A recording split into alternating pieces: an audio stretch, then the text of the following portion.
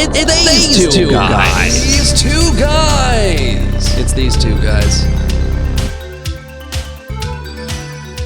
It began more than a century ago in 1906 when President Theodore Roosevelt signed the Pure Food and Drug Act. At the time, America's markets were flooded with untested medicines, mislabeled tonics, and food packed with dangerous additives. That law created the foundation for what would become the FDA. Over the decades, tragedy often sparked reform. The sulfamidolide disaster of 1937 led to the 1938 Food, Drug, and Cosmetic Act, demanding proof of safety before products could be sold. Then in the 1960s, birth defect concerns from the drug thalidomide prompted new rules requiring evidence not only of safety, but also of effectiveness. From those early days of simple market inspections, the FDA has grown into a global regulatory powerhouse, overseeing not only food and medicine, but also vaccines, medical devices, cosmetics, and tobacco products. Today, the agency stands at the intersection of science and public health innovation, working to protect consumers, speed life-saving breakthroughs, and ensuring that what's on the label is what's inside. But the agency is not without controversy. Recently, the FDA has faced criticism over political pressure on scientific review and leadership changes. Insiders report that scientists within the agency feel that decisions are being steered by political imperatives rather than purely scientific evidence, undermining the long-standing ideal of the regulator acting independently. At the same time, the FDA launched a program that accelerates drug approval reviews for certain therapies, shortening decision times drastically. While innovation is welcomed, some fear that speed may compromise thorough review and transparency. As the FDA enters this new era of modern challenges, from complex medical technologies to global supply chains and shifting political winds, its role remains pivotal. But the question remains, can it uphold scientific integrity while adapting to new demands? Just a few years after its creation in 1906, the brand new Food and Drug Administration faced its first big test, and its opponent was Coca-Cola. In 1911, federal prosecutors, backed by the FDA, charged the Coca-Cola Company under the Pure Food and Drug Act. The accusations? That its popular drink contained a deleterious ingredient, caffeine, and that the name Coca-Cola was misleading since it no longer contained cocaine or real cola nuts in significant amounts. The government argued that the company was deceiving consumers and endangering the public health. Coca-Cola fought back hard, hiring top lawyers and claiming that caffeine was safe and that the name had simply become brand identity. The case went all the way to Supreme Court, which ruled partially in Coca-Cola's favor, saying that the government hadn't proven that caffeine was harmful enough to ban. But the fight forced the company to reduce its caffeine content and gave the young FDA national attention. The courtroom battle, United States versus 40 barrels and 20 kegs of Coca-Cola, became the agency's first major test of power and helped define how far the FDA could go to protect the public. So you may wonder where we're going with this on the FDA. Well, Larry, I think you can remember when we were kids, when the focus became carbohydrates, versus fats and cheeses and that. And one of the interviews that I was watching was Jordan Peterson, and he was talking about how that while all the blame is not on the food industry, the idea that carbohydrates were a cheaper source of calories for the public. So the poor and those not poor could afford them better than, say meats and cheeses and fats and all that stuff because it was a lot more expensive. So we're going to get into that. We're going to talk a little bit about some of the foods that over the decades, and hopefully it's going to be fun. That was informative. Hopefully the rest is going to be fun. But before we get into that, I need to address something very important here. Now, our Facebook page, These Two Guys, has over 3.5 million views on it. And I've been looking at it and I realize that I don't think people believe you exist. Yeah. Because there's been a lot of the videos that I put up there because we're waiting for you to get your Apple ID all straightened out. Yes. How's that going? It's 2 steps forward, 1 step back. Apple IDs for your Apple users, if you guys have had your accounts created and everything and you don't have login issues, you're fine. You're typically fine with that. My Apple ID, because I'm not an Apple user, I'm a PC user, I must have logged in the last time and have not changed a password or anything probably in about 10 years. Wow, that's a long time. That's a very long time. So if you go that long without ever changing your password and you have a lost password issue, it takes Apple about a week to get back to you and to get you to be able to reset your password, which is required in order to log into an Apple device, which I do have an old iPhone, which is required in order for me to do the videos that we do. But once I do get my profile and stuff set up, I will be side by side with my partner over here in those lovely and funny videos. Well, what we're going to do though, too, we're going to let Larry do a bunch of his own. I'm going to let you should do a bunch of your own. Oh, I have some ideas. So that you can kind of catch up because, I mean, it's been really great because we got a badge today that made us an influencer badge. Yep. And so a creator badge.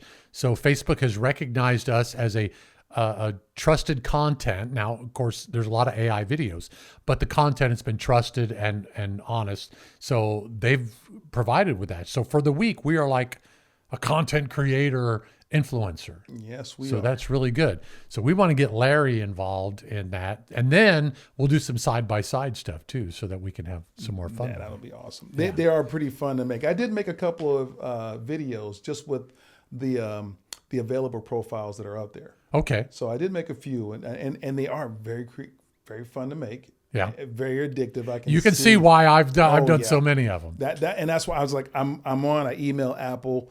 They send me the email this morning. I was super excited. I go in there and I enter the email, go in there, get my password changed on my PC, on my MacBook. I log into the MacBook. Everything's working fine. I go try to put it onto the phone, which is the only place that you can install the actual app to create a profile. The password is not correct. So basically, it's almost like starting over, but it won't take that long. So did you compare the two email addresses to make sure they're both the same? Oh yeah. So you did all that. Yeah. Of course, you're an IT guy, yeah. so you which should is know. embarrassing that I think I made a joke. Didn't I make a joke just a couple shows ago talking about people forgetting their password? Yeah. Yeah. And here I am. So, Well, the funny thing is though, we had an issue with, I got a errant email from somebody saying that, we've violated some copyright infringement. And I went and looked at every video we have up there, and what they said we infringed on, we did not infringe on. So I clicked on the link accidentally and found out that then some guy in Vietnam was now on my profile. So I had to go in there and I had to talk to Facebook and I had to send them my picture of my driver's license and the front and back. And so they've got that fixed now. I still got one more email today from another group. It was a different lawyer this time than the first one. So it's like they're really trying to get around this thing and get us. So. And there seems to be a rash of scammers out there. So folks, be vigilant. Check your emails. Don't click on any links from a bank. Don't do what I did. Yeah, don't click on. If you get a credit card statement or something on your email, if you question it, just call your bank, call your credit card company. Don't click on these links. They're getting very crafty with their craft. Yeah. And they're being more and more successful. So my PSA for today is don't fall for it. If you get emails, you question anything, you should question everything. Call your credit card company, call your bank, call whoever it is that's supposed to send you. They'll tell you what's going on. So back to the Food and Drug Administration. The FDA was basically created to keep us safe, Right. to keep us safe from foods. Now, what happened in the 60s was a move from not doctors and knowledgeable medical professionals, but it was done by the Department of Agriculture. And the Department of Agriculture developed the food pyramid. And so there were some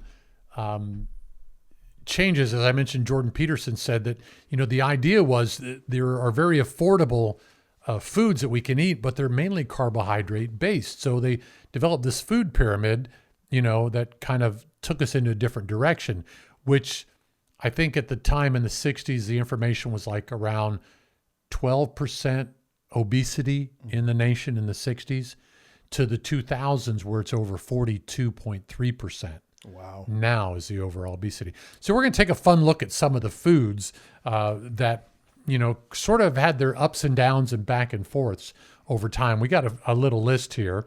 So for the past 60 years, nutrition experts have told us what's good, what's bad, what's deadly, and what apparently we should be eating again, usually right after we throw it all away. Yeah, and we found out after all this time we've been killing ourselves with breakfast. Yes, breakfast is not good. In fact, they used to say breakfast is the most important meal of the day, but everybody I'm seeing on Facebook today is saying, oh no, fast as long as you can, break the fast as late in the day as you can. And things like oatmeal. In fact, some of the people online are saying oatmeal is just horse food, but yet I've found a lot of success eating a small amount of oatmeal in the day, as long as you don't add a lot of sugars to it. Yes. You can do that. So today we're tackling 15 foods that have been on the roller coaster, a bigger roller coaster than at Disneyland. Number one is butter. And once upon a time, butter was the devil, or gosh,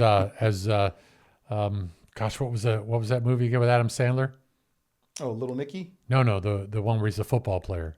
Oh, Bobby Boucher. Bobby Boucher. The water boy. Yeah, the water boy. And his mom goes, football is of the devil. It's the devil. Butter is of the devil. At least it was blamed for heart disease, clogged arteries, and probably your divorce. And then we switched to margarine, and it turns out it was basically chemistry in a bathtub. Yeah, it was all the bad oils, all the bad chemicals you could put in there. I mean, there's plastics in it and everything. So that kind of went by the wayside. And trans fats, the only fat that kills you twice, once in the heart and once in the soul. All right. You eat butter tastes so much better than margarine. And even if you can't believe it's not butter, it's not butter. It's really not. It may taste like it, but it definitely isn't. Yes. And we miss butter. I miss butter. So red meats, Larry. Yep. And, red meats is Americans' dream on a plate, right? Until people start saying it's cancer in the cow. Now, you got to think about this. Man is basically man. And when I say man, I mean humankind. I'm not trying to differentiate between men and women here because it's all the same thing. But keto came along and said, no, you need more meat. Right. You need more meats. Skip the bun. Now it's grass-fed, locally sourced, and blessed by monks. No. So meats had an up and down ride. Now, still, I think as the cartoon when we grew up from Schoolhouse Rock said that, there are things that are good for you. In fact, we have this little video right here. Check it out. I'm Bert Timer, your roving reporter. I'm talking to you from inside fantastic factory, your digestive system. You know what we build here? You! Not out of wood or metal, but out of food. You see, you are what you eat from your head down to your feet. Things like meat and eggs and fish you need to build up muscle tissue. Uh-oh. Hello, appetite control, more protein. We need energy. Playing tennis today, Whoops. All these motors in your body need a lot of fuel to go on, like carbohydrates, fats, and proteins, vitamins, and so on. What's left over forms the building blocks you need, indeed, to grow on. Yes, you are what you swallow, so that next time you feel hollow, don't just fill your face with any old kind of treat. This goes for every kid or 6-foot athlete. All you really are is what you eat. So if you notice that, now that was from the 70s, and you notice it's still talking about meats and cheeses and dairy and fats that are good for you. Right. They hadn't gone quite the other way where it's high carb, low fat diet. They haven't quite done that in the early 70s. It wasn't until the early to mid 80s when that hit, when they started telling us that, oh, you got to eat, more carbs, less fats. Yeah. And so, meats kind of took a bad rap for that until Atkins came along. And then it kind of switched it back again. Diets. Yeah, the Atkins diet. Now, the new keto diets that they're talking about today is sort of based on the Atkins philosophy, that you can eat more, fats, but they still, to this day, and I have a hard time like convincing Deb, about that not all fats are bad for you. She's like, I got to stay away from fats because my arteries and this and the other thing. And my belief is, and I'm not a doctor, though I did stay at a Holiday Inn Express last night. I'm not a doctor, but I believe that based on what my studies have been and the information I've been getting, and again, it's a lot of it's algorithm, so you gotta weigh that with what you're talking about too, is that it's processed foods that are the biggest trouble. Yeah, they're the biggest thing that are hurting you nowadays. And then another one that's been back and forth, of course we got 15 different ones. Eggs is another one that's been back and forth. In fact, I saw something the other day, and I don't know if I can find the video or not, but it was talking about how, eggs are bad, but then eggs are good, but not the yolk. Right. Just eat the whites. And so you have all these people ordering egg white omelets, but then there's good cholesterol, there's good antioxidants and everything in the yolk of the egg too. Yeah, doctor once said an egg a day will send you straight to the ER. And now it's a superfood with chlorine and antioxidants. And protein, choline and antioxidants.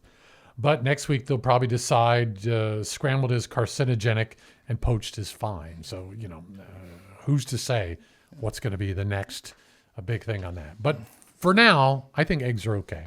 Yeah, the results may vary. Let's just put this. I love eggs. I'm not giving up eggs.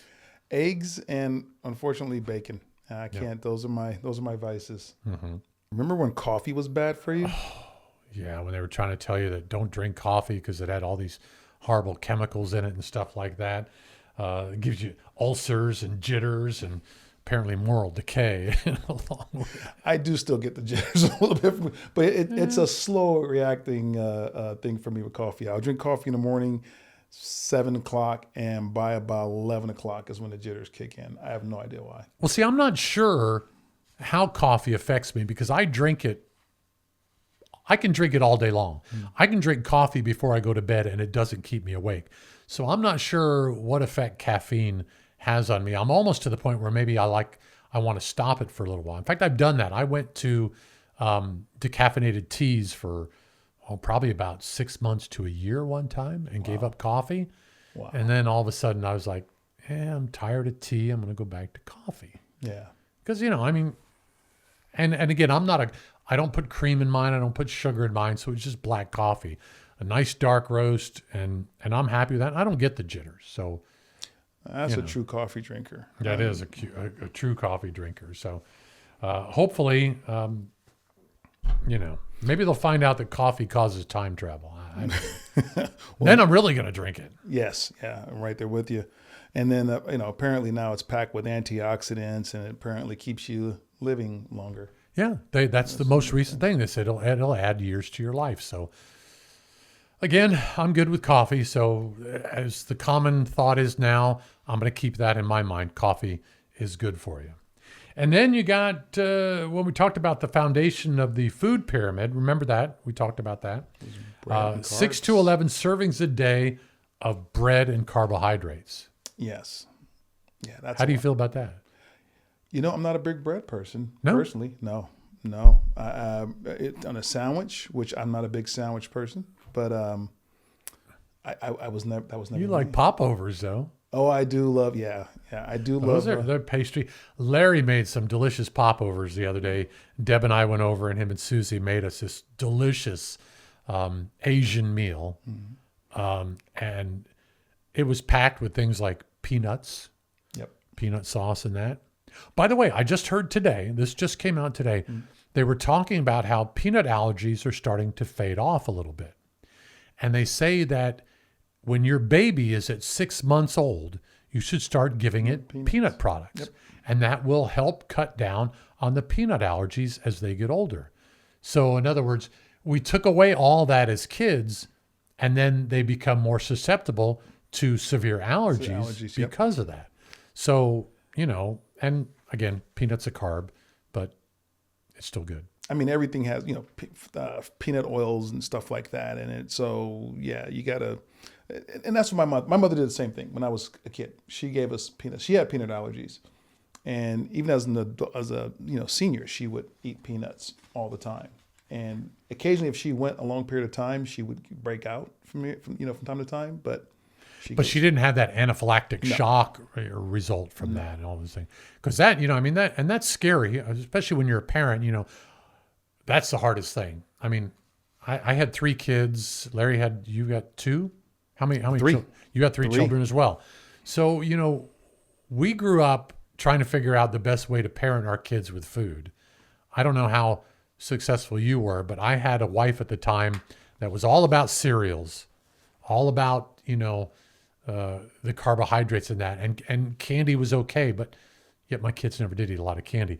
But you sit there and think, well, what's the right thing to do? And because of all this back and forth information that we're getting today, it's hard to figure out what the right thing to do is. And it's always changing. Yes, it is. It is always changing. And as a young adult, a young parent, I didn't really follow any of these, health advisory warnings or information, which I should have. And I am happy that my kids are now a little bit more focused on this because now they have kids. Right. So it's good information to know for sure. And again, when you think about this, now I know there's people out there that don't have a lot of common sense, but those that do have common sense kind of can go through this and figure out, the right amounts of things to give. I don't think you should be restrictive in any degree, one side or the other. Right. I think you need to find a balance, to help you do that. Now, the one thing I would say is that fresh fruits and vegetables, meats and stuff like that in an unprocessed way are probably some of the best ways to get, your calories, right. Although things are getting expensive. And so I think we're back to the sense where people are eating more carbs because they're cheaper. They're cheaper, yeah. You can't afford organic stuff. Right. And so, yeah, you got to get the cheaper stuff, and that's what has the carbs. But here's the trick. You either pay for it in your food or you pay for it in your medical bills. that is very wise. So you gotta sit there and say, well, is it, do I spend a little more in food now, maybe make a few sacrifices in other place, or do I go the long run? And of course, now with insurance premiums and insurance costs being up, preventative maintenance for your body is probably the best way to do it. Now, cheese went from a guilty pleasure to a gut-friendly superfood. Yeah. And, you eat a bagel, as people are going to scream at you, and insulin spike. Yeah. So, and that's technically a bread. And I love bagels. Bagels can be good. In fact, I just bought some bagels the other day because Franz's, and I'm not giving them an advertisement, but they had a 2-for-1 sale. So they must be hurting selling their bagels because they're giving away 2 for 1. You buy 1 pack, you get 1 pack free. I did not know that. Franz's, it wasn't a brand that I noticed I have ever seen living in California. I'd never seen Franz until we moved up here to Oregon. Yeah, it's and I think it's a local. Well, maybe it is local. Like Dave's Killer Bread is local. Mm-hmm. Franz, I think, maybe something that Kroger carries nationwide. But again, some areas carry things that others don't. Like I get my processed food and my pork roll, which you can't really buy here unless you get a special provider to give it. Like we talked about this before. The Boar's Head Meats will carry pork roll, which is only produced in New Jersey. Oh, I didn't know that. So it's not produced anywhere else in the country other than New Jersey. Mm-hmm. So if you were born in New Jersey, you know what pork roll is. If you're out here, you have no idea what it is. But I introduced it to Deb. She loves it. I didn't know what pork roll was. It's a highly processed food, though.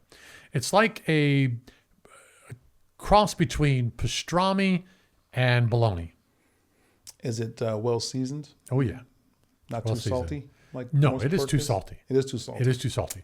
But I don't have any rolls right now, but I'm gonna go buy a roll at Freddy's, and I'll make you a bagel, egg, and cheese with pork roll on it, and see if you like it. We'll try that out. Watch the drool. Yeah. Yeah, this guy can cook. Speaking of salt, Speaking of salt, salt's always been public enemy number one. yeah. But again, I mean, when you're in the desert and you don't have water and you can get salt, it helps you retain your fluids. Salt is good for your brain. Sodium is good for your brain. So is fat, for that matter. Yes. Certain fats is good for your brain too. So fat in general. What about fat in general? In the 80s, it said fat was bad. Well, we got like snack wells and other low-fat foods and sadness. Yeah. My problem is, like you said, I love to cook. I'm a foodie. It's hard for me, and at my weight right now, I am probably in the 20% obese range right about now. I could probably do a little bit better if I, cut some weight down and get a little bit less body fat on me. But we did learn you actually went through a transformation. I did. I went through a huge transformation. In fact, I was down to 193 pounds at one point. But something tells me when you can't maintain that, like I maintain 220 really well. So I don't know if my body is equalizing to that weight. Now I could help myself out by exercising more, maintain that 220, probably eat some of the same things I do and having a lower body fat. But that's one of those things that's, takes a lot of work. Takes a lot of work. effort. Yeah. So now we're pouring coconut oil on everything, like we're basting ourselves for the beach. The beach, yes. Yeah. But there are, those oils. There's coconut oil. There's there's avocado oil. There's olive oil. Those are all, better. I mean, canola oil. No. Vegetable oils. They're supposedly, again, say supposedly, because I don't want to, ruin a whole industry. Not good for you. Wow. That explains why they're the cheapest. Yeah. That's good. Another change back and forth is chocolate. Oh my goodness, chocolate. Now, let me tell you something. Chocolate is bad for you when it's in a candy bar. And when I say a candy bar, I mean when it has like 5% chocolate in it. Yes. And I don't want to name any names. I don't want to use any product names because I don't want to get sued. But when you get to the higher cocoa value, that's the better chocolate for you. That makes sense. Apparently. And I say apparently in the sense that usually has less sugars, has more of the cocoa ingredient, which is supposed to be really good for you. Well, it says bad for you, then it's good for your heart. And it's bad again unless it's like 90%, or it tastes like mulch. It really does. It doesn't. It's like anything else. I remember the first time I drank coffee. I put cream and sugar in it because I didn't like the taste of coffee. But now I can drink any roast of coffee, dark roast, Arabica beans, just something really French roast. I can drink it black. So I imagine, and I've come to believe that about chocolate as well. I can do 90% cocoa chocolate and I'm fine with it. Wow. It doesn't taste that bad. It doesn't taste bad. For cooking, I like the yellow and red container, the cocoa powder. Cocoa powder, yeah. That's actually really, really good. Yeah, because then you put your own sugar. Or your own fat. It's not sweet at all. It's completely bitter. No, it's completely bitter. Straight cocoa. Yeah, and then you have the semi-sweet, which is not quite as bitter, but still. But that's for baking. Right. That's a different thing altogether. So, chocolate, I'd say if you're doing high cocoa value chocolate, I think, and again, I'm not a doctor, I think that's probably the best way to go for that. That sounds about right. I don't want to talk about this next one. I'll bring it up. Okay. Let's talk about alcohol. Oh. Alcohol. We'll talk about alcohol. So red wine had its French paradox moment. Remember that? I don't really. I don't. I do remember them saying that a glass of red wine a day was heart healthy. Then suddenly there's no safe amount. And if you're pregnant, No, you're not supposed to drink it at all. Yet, I happen to know my mother drank wine and smoked cigarettes through her whole pregnancy of all 4 kids. And Yeah. I mean, I don't know. I don't know. I'm not telling you to drink alcohol if you're pregnant, but I'm just saying I don't know where they came up with the studies that all of a sudden said it was bad.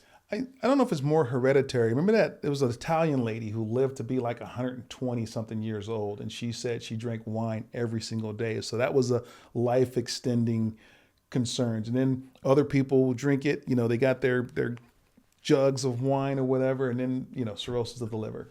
My great aunt, who died when she was like 96, drank whiskey every day and smoked every day of her life. And she didn't die from whiskey. She was driving her car at 96 years old. Somebody hit her, and the results of the accident was what took her life. So, I can't weigh in on this as being bad. So, and there's some people out there, I know people who drink like fish, that their liver enzymes are excellent because they get their blood work done. So maybe you're right. Maybe it's a little bit more hereditary. Yeah, I would think it has a little bit more hereditary things in it. I mean, like, speaking of hereditary, I'm probably the only person in my family who don't eat fish. I don't have any actual allergies to fish. I just don't like it. You just don't like it? I just don't like it. Any kind of fish? Anything that tastes or smell like fish, I don't like. So tuna fish? No, I don't like tuna fish, but in certain situations, I probably eat a tuna fish. If I make it, I'll eat it. Yeah. And so what would you do to it differently that would make you want to eat it? So here I am. Drain all the juice, right? Drain all the juice from the can. In water, not oil. Fluff it a little bit. Yeah. A little bit of mayo, hard-boiled eggs, little pickle relish, sweet pickle relish, and if I'm really feeling feisty, maybe some celery, and on toasted bread. Mm-hmm. Right there. Yeah. And I know I'll go back to the bread thing, but he don't like bread. Yeah, remember that. Not a bread guy. But now I don't know if I can find it, but if I can find it, I'll post the recipe on this video here. And that is Matthew McConaughey has a tuna fish recipe that he recommends that is apparently the bomb. And I've seen like a dozen or more people that have done the recipe, and they all agree that it is the best tuna fish tuna salad recipe that they've ever had. And I want to try it. And so if I can find that recipe on there, I'll post it on here, and then you can let me know what you think about it. Yeah. And we're going to try it together. I'll try it. But, so salmon, cod, all those fish that have low, what's the stuff that tuna has in it that's bad? I can't think of it off. Mercury. That has low mercury levels. But then again, if you eat salmon, maybe it's high radiation levels. I have a Fukushima salmon salad for you there. But anyway. The one with the less glow. Right? Yeah, the one that doesn't glow as much. When it comes to salmon, now you can eat salmon, but not too much. And only if it's wild, you're not supposed to eat the farmed. Now, I don't know why. Why are you not supposed to eat the farmed? Tell us in the comments if you know why you're not supposed to eat farmed. Because it would seem to me, they get the eggs, they sprout the eggs, they get the fish, and they put them in a hatchery, right? Yeah. And then they release them into the wild, and they fin clip them. So you get a fin clip salmon or something like that. Identifies the ones that are not. And I don't notice any taste differential. I do in beef, though. Like we buy beef from a butcher. Right. We buy beef from a cattle farmer. Is it grass-fed? Grass-fed and finished off properly. And so the beef that we eat tastes totally different than anything I bought in the store. Yeah, that makes sense. And I've noticed that. So it may be the same way with fish. Maybe farmed fish eat differently when they're in the hatchery versus when they go out into the streams. Cost of feed maybe is less, so they give them a lot of processed foods. I don't know. I don't know. Yeah, it's weird when you start thinking about that rabbit hole that you could put yourself in. Above my pay grade, yes. I would have to say, as far as that goes. But I like fish. You don't like fish. No. You don't like shrimp either? No. No? Shrimps, crab, Now, the funny thing is I love catching them. I'll go crabbing. Right. I'll go fishing, clamming. We were looking for gooey ducks not too long ago, over near Yahats. So I love doing all that type of stuff. And I'll cook them, but I don't eat them. See, I can't stand the smell of cooking crab, but I can eat it. I love eating it. Even the crab boil with the sausage, the corn. Well, but see, that's got a different that's smell. different because usually the crab's already cooked when you do that boil. I do, and I do a shrimp boil. Like if I do that, I do a shrimp boil with the sausage and the corn and all that stuff. I do it with the shrimp, and the potatoes and all that. So I really like that because I can eat my body weight in shrimp. And it doesn't smell seafoody either when you do a crab boil. I think the sausage and everything kind of. I think that kind of tempers that down a little bit. Yep. Milk. Got milk? Got milk. Yeah. Yeah. Apparently, it's got hormones, lactose, and guilt. I think that's why I have man boobs. To this day, I think I have man boobs because of milk that had too many hormones in it. I did 2% for a while. I try to cut back. Yeah, but that doesn't cut back the hormones. That just cuts back the fat. Oh, yeah, and it's all processed. It's all homogenized and processed and all that other stuff. So now you can get raw milk. There are dairies that will sell you raw milk. I have not tried that. I'm not someone who's up on that kind of thing. I know there's a lot of people out there who love it.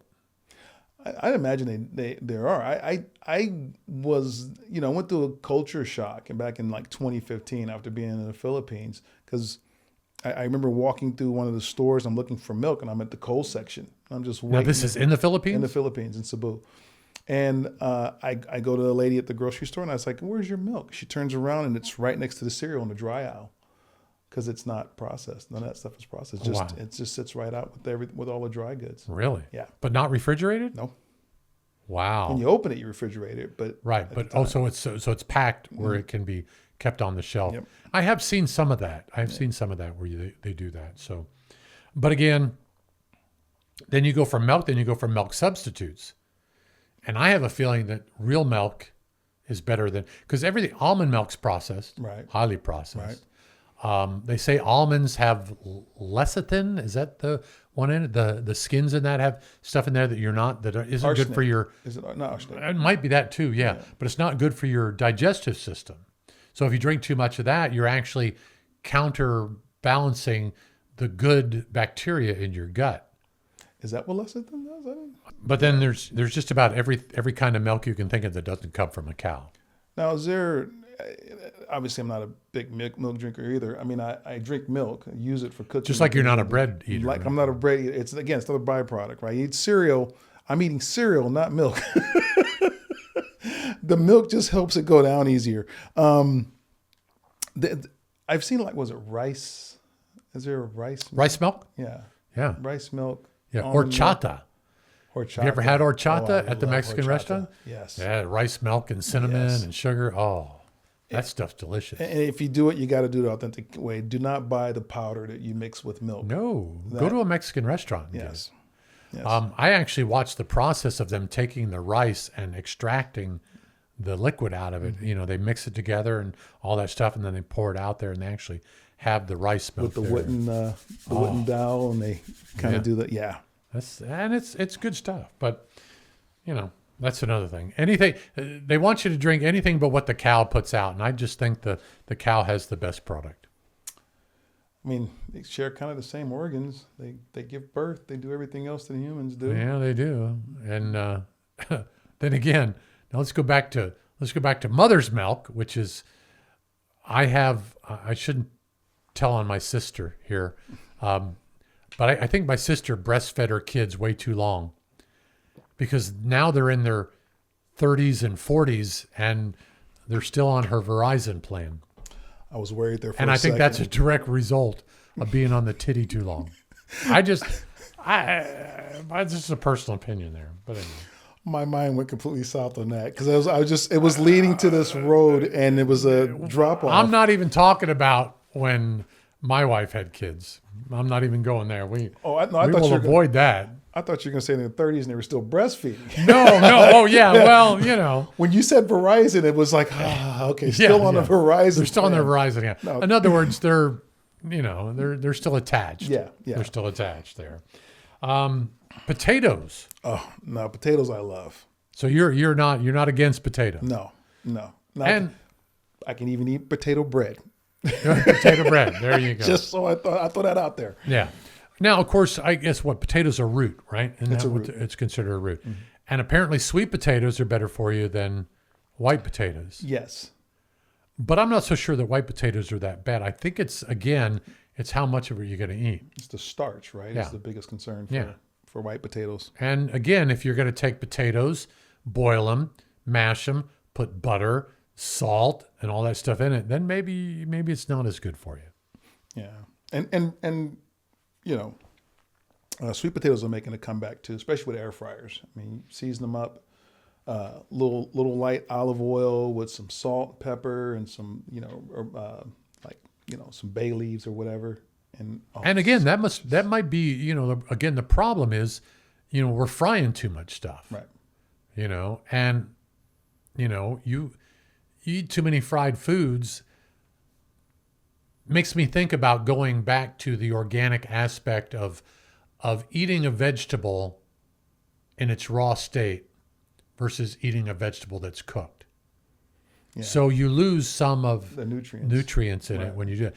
But I've never eaten a raw potato. I don't know that I could do that. I actually used to. Did you really? Oh, yeah. My mom would peel potatoes and she would cut the French fries up or whatever. And you'd eat them before they And got then cooked? she would give me a couple of strings of French fries, unfried.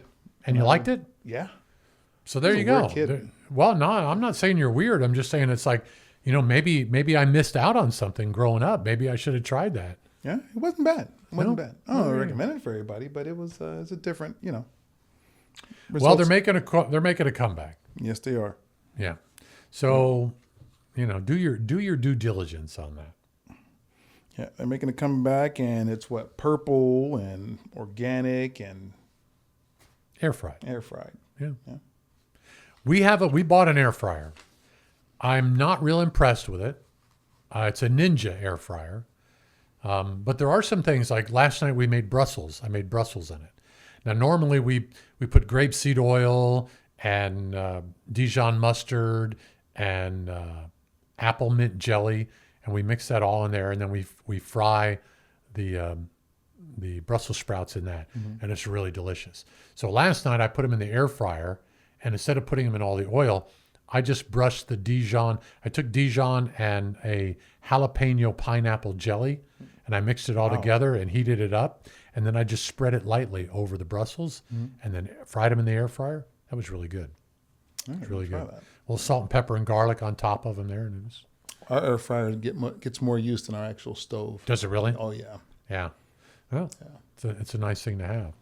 It's nice. It's quicker. It's more of like a confection style, deal than just the raw heat from a conventional oven. What's next on our list, Larry? So artificial sweeteners. Ooh. Oh man. Ooh. First they were miracles, right? 0 calories. Right, and, 0 calories. 0 guilt. And then the rats. Then the rats. The rats came in, and it was they started having an identity crisis. Saccharin, sucralose, all that stuff. Good for you, bad for you, good for you, bad for you. Now with things like monk fruit, stevia, that are supposedly don't spike your insulin. They're not chemical based. Like stevia is a plant. But so is cocaine. Yeah. Yes. Doesn't mean necessarily in the long term it's good for you, but it's really sweet and it has an aftertaste to it. So you have to be careful how you use that in foods and in baking and stuff like that. But I'm a big fan of stevia. That's my go-to sugar. Now, is that the good or bad, right? Because some are good, some are bad. I think stevia, from what most of the information is out there now, is still good. Okay. It's not one of the ones that mess with your gut or have No. It's not one of the ones that mess with your gut. It's like I said, it's a plant, it's a leaf that you could actually take the stevia leaf and steep that in your tea and make your tea sweet. So you don't even have to process it down to a powdered form. It's just like cocaine. Like say you have a coca leaf, you process that down and you have cocaine. But the leaf itself, is apparently not as bad. Not as bad. I didn't know that. Yeah. And none of you future Pablo Escobars try to get any ideas on the cocoa leaves deal. Now, one thing, what is, you're going to have to help me out on this one again, because I know you've probably seen it. I can't remember the name of the show, but it had Al Pacino in it, was one of the bad guys, and it was the Nazi hunters. Oh, it's called Hunters. Hunters. Yeah. And in this show, Hunters, one of the things they did was they talked about high fructose corn syrup. That was that was the plant that they bombed in the show, was the high fructose corn syrup, because of how bad it was for you. And back in the 60s, they were using scientists that apparently were German scientists. That Hunters is not based in fact, but it uses some historical fact in the storytelling. And one of the historical facts is that the American government brought over a lot of German scientists that were considered Nazis back in the day. And they brought these German scientists in not only to, work on, plutonium and stuff like that, but also on food additives. Right. And high fructose corn syrup was one of the ones. Now they say that's really bad for you. They still say that's really bad for you. Ugh. It's one of those things that, you're not supposed to put in your body. But they pump it in everything. Your ketchup has high fructose corn syrup. Yep. Everything. Your syrup that used to be pure maple syrup is now high fructose corn syrup with a little bit of maple flavoring. Right. Just get better yield. Better yield. Yeah, and more profits. And Yep. I still buy maple syrup. Organic if I can find it. Grade B if you can get it. It's more expensive, but it's the real deal. I didn't realize they grade the syrups. Yeah, grade B is less processed than grade A. So if you get grade B maple syrup, it comes in a 12-ounce container. It's probably $18 to $20 for that 12 ounces on there. Sense. I think for people who've probably never tried it, they would not know until they did. Because I always thought syrup was syrup, and I do see those little tiny bottles of syrup, and I always wonder why there's so much more. Mm-hmm. And again, not eating bread, I'm not really much of a pancake guy. I do eat pancakes from time to time, but which is bread. Yeah. See, I'm beginning to not trust you in your bread thing here. I hear a lot of bread being eaten. I don't know if it's me being a hypocrite or my subconscious, because you're separating pizza from bread. You're separating cereal from milk. Yeah. You're separating pancakes from. Siri, stop. No, I don't need to talk to you. But anyway. And tuna fish sandwiches from fish. Yeah, it's exactly right. But anyway, if I were you, stay away from high fructose corn syrup. You can get ketchup now that has no high fructose corn syrup in it. All right. You can get spaghetti sauces that has no sugar or high fructose corn syrup in it, and they taste wonderful. The Rouse, have you tried the Rouse spaghetti? It's really good. No sugar added to that. And again, I'm not advertising for that. That's just the brand that we choose in our house. Yeah. And it's really good. So yeah. And it's well worth doing your research and finding items that are definitely healthier for you. Because you've done your research. You're very healthy. I'm pretty healthy. I'm feeling pretty healthy. I'm a little overweight, but that's my food allergy. Food allergy. That's food allergy. Yes, yes. I'm a little bit holding water. Not really. It's fat. I admit that. But yeah, I'm pretty healthy. I eat healthier than I would say most of the people that I know. Yeah. As far as when it comes to salads and vegetables and fruit and stuff like that, I do try to eat my fair share of that. I think I've been pretty fortunate from a genetic standpoint, because I just had my physical with my doctor just a couple of days ago, and he says I'm probably the healthiest 55-year-old that he's seen in town. But I still know that only take me so far. So Right. I'm going to start applying some of this that that I'm learning today and that we're discussing, and start looking for things that are healthier. I mean, because you only get one shot. And I don't know if you're one of those folks out there, but there's a lot of people out there that say corn is cow food. Corn is animal food. Yeah. It was never meant to be eaten by human beings. Yeah. But a corn on the cob slathered in butter and salt, I'll take that any day of the Oh week. my goodness. Yeah, it's so good. Yeah. I think Deb had brought some from Freddy's, the same one I had. They had those when you first come into the door. Yeah. Yeah. And they were so good. They were. Sweet. Oh man. Yeah. And that's that corn syrup that makes it sweet The corn syrup. before they take it all out of it. But yeah, I like cornflakes. Think about it. You like cereal? I every now and then. Yeah. Yeah. Yeah. I'm not a huge cereal person, but I do cereal. I have my cravings. It ebbs and flows. So what's your favorite? Do you have a favorite cereal? Honey Nut Crunch. Honey Nut Crunch. Yeah. So my favorite cereal is Grape Nuts. Grape Nuts, when I was a kid growing up, we had Grape Nuts in the house all the time. And I don't know if it was my mother or my father, I don't know who first introduced me to it, but we would take a pan on the stove and pour milk in the pan and heat the milk up, right? And then pour the Grape Nuts in the bowl and pour the warm milk over the Grape Nuts. Oh. And then add a little bit of sugar on top. As I got older, I used stevia. But something about that. It's a comfort food for me that takes me way back. I tried Grape Nuts once. Did you try the warm milk approach? No. Now I'm intrigued. You try that. It's just really good. And if you can use half and half, it's even better. I might have to try that. It's just that good. And again, you don't want it boiling, but you want it to where it starts the film starts foaming to the top on the milk. And when it gets to that temperature, pull it off and then just pour it over the Grape Nuts. Make sure you mix a little bit of sugar or stevia in with it. Try it with the stevia. I think that's a better option than the sugar. Sugar. Right. Yeah. And let me know if you like it. What about raw sugar? How do you compare raw sugar? It's still sugar, right? It's still sugar. Again, it was one of those things that it's highly processed. It was one of those things that wasn't in our diet until, we discovered the cane fields. Right. I don't know how much the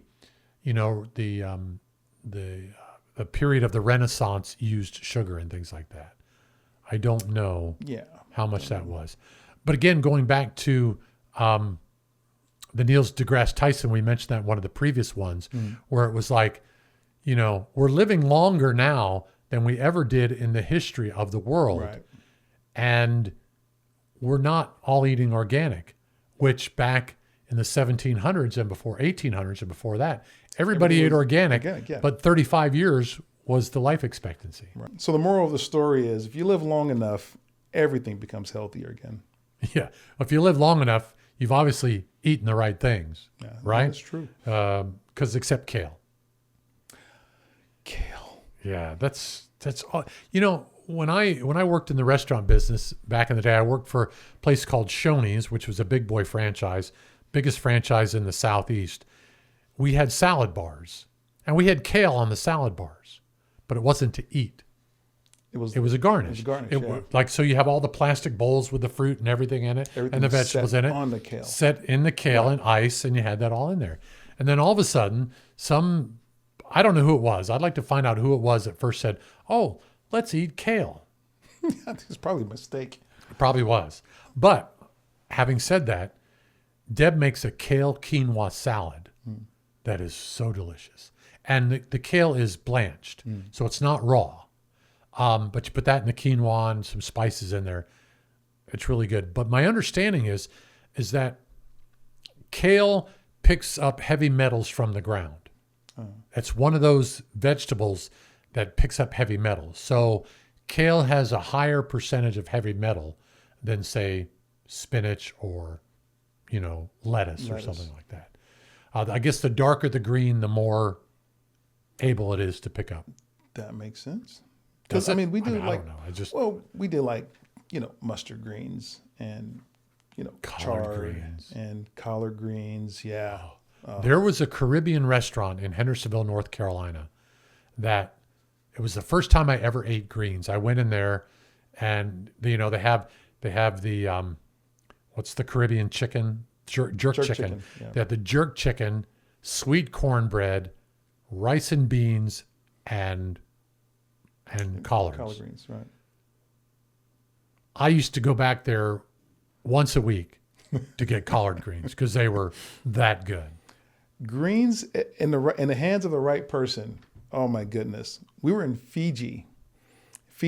Took a bus all the way across the other side of the island, took a boat up the river, hiked through the Amazon, took another raft down to this village, and they go over the whole history of the village, part of one of these excursions. They go to the whole history of the village, and then the village people cook a meal, and these greens they cooked. I don't know what was in them. I don't know what they used for seasoning, but oh my God, like it was. I wanted to keep going back, but whatever the guests didn't eat, the villagers ate, because that was I really want to go back and just clean it out. It was so good. It was so good. If greens are made right, I love soul food. I do. I mean, a friend of mine, God rest his soul, Andre, his mom had a soul food restaurant in Nashville. Mm-hmm. And we used to go there for lunch all the time, and Andre would take us there, and oh man, you could just eat that food left and right. Yeah. Mm-hmm. Yeah. Well, anyway, stay tuned. Like I said, neither Larry or I are experts. We know what we like. We know what we've done research on. I know from being in the food industry and in the restaurant industry, my whole young life, and then continuing it on as a cook in my older life. I know what I like. I know what feels good to me when I eat it. I know what I shouldn't eat by the next morning. Mm. You eat something that doesn't agree with you, the next morning that, remember that next time. Yeah. Either don't eat so much of it, which usually is what it is, or don't eat it at all. Don't eat it at all. Yeah. And maybe next week we'll tackle some of the diets that sound good on paper, Yeah, we could try that. Yeah. Well, I don't know. We're doing a little bit of experimenting here. I've reached out to some friends who have what should I say, a large selection of different kinds of whiskeys. And so Larry and I are going to do, and it may be something where we're going to need a ride home afterwards. Yeah. But I've got a place for us to do it.